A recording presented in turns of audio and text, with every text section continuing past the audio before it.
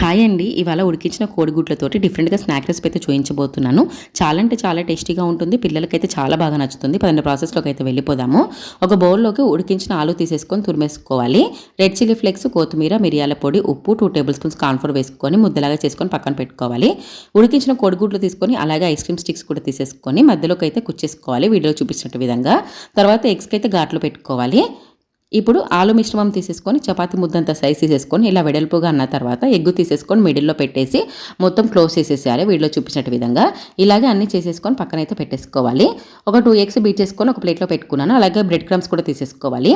ఇప్పుడు ఎగ్గు మిశ్రమంలో ఈ ఎగ్ లాలీపాప్ని అటు ఇటు దొల్లిచ్చేసి బ్రెడ్ క్రమ్స్లో కూడా మొత్తం బాగా అంటించేసిన తర్వాత ఒక ప్లేట్లోకి అయితే తీసుకొని పక్కన పెట్టుకోవాలి. అన్నీ అలాగే చేసుకున్న తర్వాత స్టవ్ వెలిగించి డీప్ ఫ్రై సరిపడా ఆయిల్ పెట్టేసి మీడియం ఫ్లేమ్లో పెట్టేసి గోల్డెన్ బ్రౌన్ వచ్చే వరకు రెండు వైపులా వేయించుకొని ఒక సర్వింగ్ ప్లేట్లోకి తీసుకొని సర్వ్ చేసుకోవడమే. టమాటో కచప్తో సూపర్ అంటే సూపర్గా ఉంటుంది. వీడియో నచ్చితే లైక్ చేయండి.